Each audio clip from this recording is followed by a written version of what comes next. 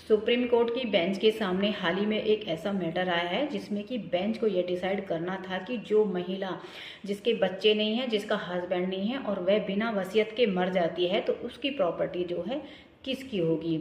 इस मामले की सुनवाई बीवी नागरत्न की बेंच के द्वारा की जा रही थी। इसमें मामला यह था कि एक महिला जिसके बच्चे नहीं थे, जिसका हस्बैंड नहीं था, उसकी डेथ हो जाती है बिना वसीयत करे हुए।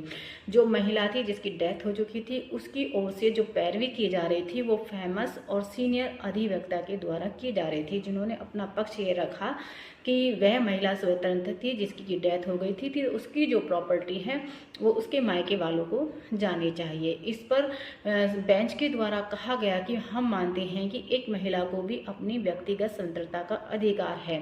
तो इसमें एक तो महिला जब वह मरने वाली थी तो उसको वसीयत करनी चाहिए थी, और वैसे भी जो प्रॉपर्टी होती है वो हमारे समाज का और परिवार का एक ढांचा होती है। और वैसे हमारे यहाँ जो है कन्यादान प्रथा है, यदि किसी बेटी की शादी की जाती है तो उसका सरनेम और गोत्र बदल जाता है और पति का लग जाता है। इस पे साथ ही साथ सुप्रीम कोर्ट की बेंच के द्वारा कहा गया कि उत्तराधिकार अधिनियम का जो सेक्शन 15 और 16 है वो यह कहता है कि यदि कोई महिला जिसके बच्चे नहीं हैं, जिसका हस्बैंड नहीं है और उसकी डेथ हो जाती है बिना वसीयत करे तो उसकी जो प्रॉपर्टी है वह ससुराल पक्ष को जाएगी। साथ ही साथ सुप्रीम कोर्ट के द्वारा सख्त टिप्पणी उस अमेंडमेंट पर भी की गई जो कि 2005 में अमेंडमेंट करके जो बेटियां थी उनको पैतृक और संयुक्त संपत्ति में हिस्सा दे दिया गया था। इस पर सुप्रीम कोर्ट ने कहा कि उस अमेंडमेंट से जो है परिवार और समाज की नींवें हिल गई हैं।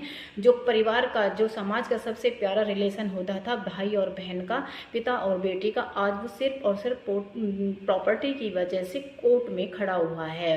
तो सुप्रीम कोर्ट की बेंच के द्वारा कहा गया कि हम पर प्रेशर डालकर दोबारा से ऐसा अमेंडमेंट ना करा जाए। तो इसी प्रकार की लीगल जानकारी के लिए मुझसे जुड़े रहें, लाइक और फॉलो करते रहें। धन्यवाद।